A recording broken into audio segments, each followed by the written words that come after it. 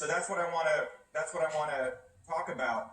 And the journey I'm going to take you on, I'm going to share with you a couple of diagrams, okay? And we'll bring that. Doug, we don't need to put that up yet. We'll bring that up because let's bring that up shortly. But let me begin by giving you the start of this journey. My journey begins many, many years ago in a small village in India. I grew up India has a caste system. You guys familiar with that? So we were considered low caste untouchables. You won't find a lot of Indians like me in America. The fact that my parents came here is about 1 in a trillion. So I grew up in the working class neighborhoods of New Jersey, and it's there where everyday people taught me the values of this country. Hard work, hard work, hard work, right? And you reap what you sow. And that led me to, as Mike said, to MIT, where I got 4 degrees, started many companies, invented the world's first email system when I was 14 years old, before I came to MIT.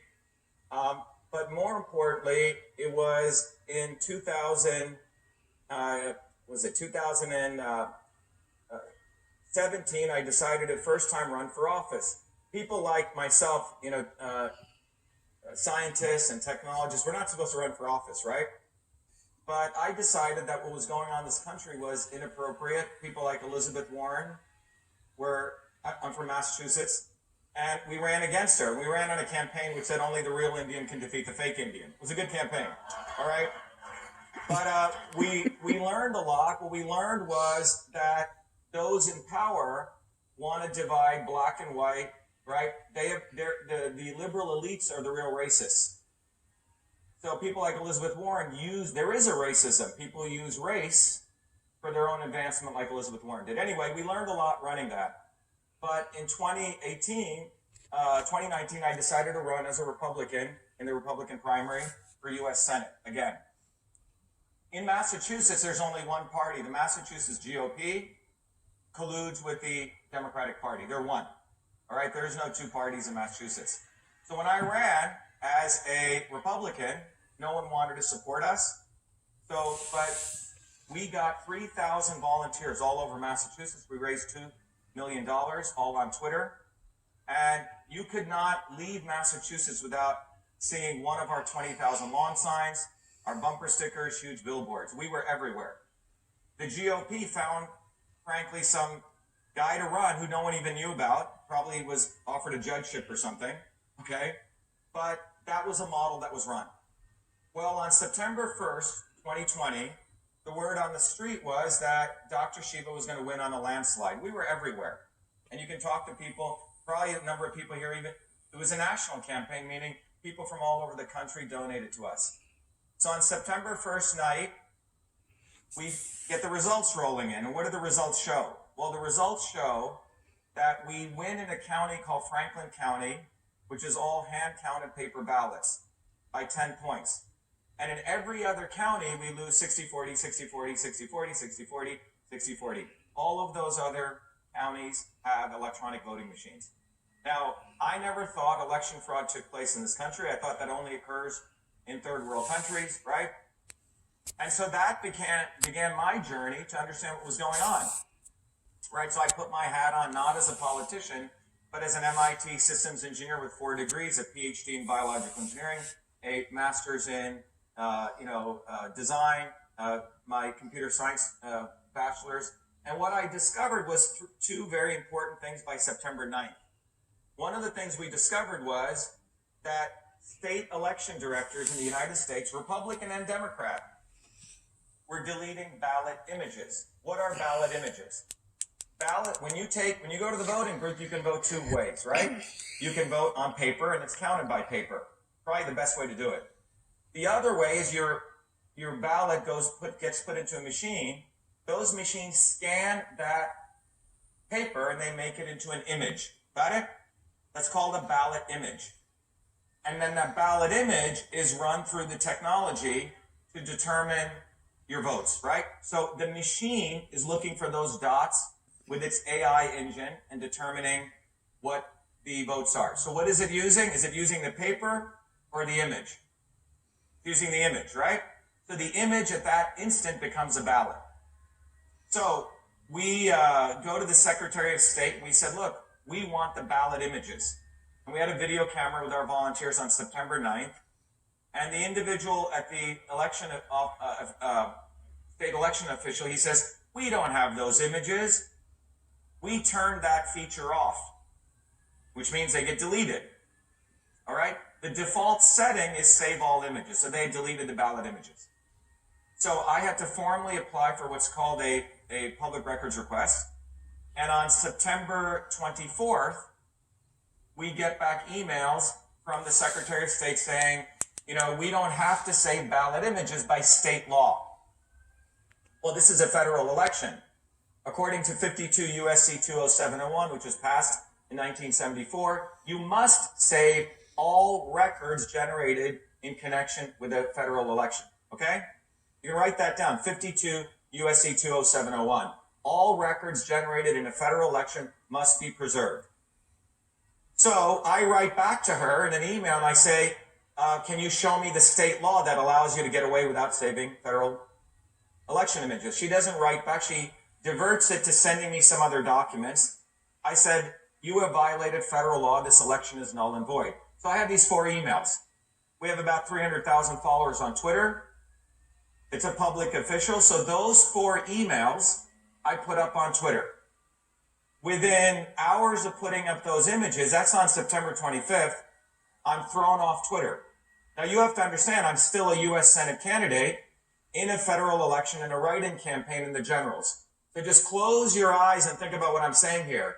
The United States Senate candidate is thrown off Twitter in the middle of his federal election because he exercises free speech rights, which were critiquing the election official. And what was the platform of our campaign? Stop election fraud. Okay? So our entire campaign is stop election fraud. We're running on a campaign against election fraud. We had held 4 major protests at the Secretary of State. We expose the fact that they're violating federal law, and we get thrown off Twitter. Okay? Let that sink in. Remember, the highest protection of the First Amendment was political speech. Citizens United, which was a very important case law, which was Citizens United versus FEC, the Supreme Court ruled that the 30 days before the election are the highest protection of speech. Doesn't matter whether you're lying or not, whether even you're saying false stuff against your candidate. You are allowed to have open speech. All right, so that happens. I try to find a lawyer. Now, this is what happened. Mike knows these guys at Lead Stories, a quote-unquote bogus... Alan Duke and Martin. Yeah. He's over in Belgium. We talked about that earlier. These are the guys that put covers over you on Facebook and Twitter, but they did the absolute proof, and they were contains porn and nudity. These are the guys. These are the terrible people that have done this to our country. Alan Duke and Martin that Lead Stories. And this is where I found out, this is where we collaborate on that. So Lead Stories so I had put up a tweet, which was going viral at that, right before that. There's a tweet that I did which has these 4 emails exposing the state election director. Right before that, I had done a tweet which said millions of ballots - ballot images were deleted. This organization, Lead Stories, does a hit job on me. Oh, Dr. Shiva is lying. No ballots were deleted. I never said ballots. I guess they don't know how to read English. I said ballot images. Now, one of the interesting things they did in that story was they said they interviewed the Secretary of State, and the Secretary of State had said they had contacted Twitter to silence me. Let me repeat that again. Government official had contacted Twitter to silence a U.S. Senate candidate. Got it? First Amendment, I guess they didn't read it. All right. So when I saw that, I said, I have a serious First Amendment case. I can't go after Twitter. They're a private actor. I don't know enough about election laws, but I do know something I learned in 2nd grade when I came to this country. It was called the First Amendment. No lawyer in Massachusetts wanted to take on the swamp, so I had to do it. So I had to learn case law. I filed my own lawsuit. On October 30th, we had a hearing in federal court. Hey, Dr. Shiva, there was one more thing, though. Yeah. They said that they had talked to you, didn't Lead Stories? Yeah. So Lead Stories... He's missing a piece there. Liar Lead Stories. Yeah, Lead Stories said they had talked to me. They never spoke to me. Completely lied. Okay? So on October 30th, I get my day in court. In fact, there were 2 lawsuits. One for monetary damages, and one I requested the judge, Your Honor, I'm running for office. This is my megaphone. Put me back on Twitter now. In that October 30th hearing on 2020, which was only supposed to be for 45 minutes, it ends up going for 4.5 hours. In those 4.5 hours, we were the first to discover in the world, in cross-examination, when the judge asked the state election director's communication director, so how did you decide to contact Twitter to throw off Dr. Shiva? She goes, we have a trusted Twitter partnership. The government has a trusted Twitter partnership. That means you and I carry the credit union card and the government has an Amex Black card. Okay? So in fact, we discovered they have a partner support portal, a VVIP portal. Government has a portal to big tech Twitter. So when I put up those 4 tweets, the government contacted Twitter using their special capability to silence a United States Senate candidate, a U.S. citizen. All right. So the judge was appalled at this, and he gave us all the terms of our preliminary injunction. He said, you will no longer stop contacting Twitter. But we also discovered something more interesting. It gets even more deeper, as Mike said. We discovered there's an organization called the National Association of State Election Directors. Write it down. NASED. This is a classroom in the First Amendment right now. Okay? National you're all going to need Association this stuff for your states. of State Election Directors, which is a government association of all 50 state election directors. So when I exposed the state election director, not only did she contact Twitter through their partnership, she picked up the phone and contacted NASED. NASED used the force of 50 state election directors to also contact Jack Dorsey. So I was targeted not only by one state election director, by 50. So the net of it was the judge in that hearing said more than likely Dr. Shiva will prove state action was involved. What is state action? That means Twitter is no longer a private actor. They are coupled with the government. Where government ends and Twitter begins, nobody knows. So it was a big victory. Tucker Carlson didn't report on this because Tucker watches which way the wind blows. Okay?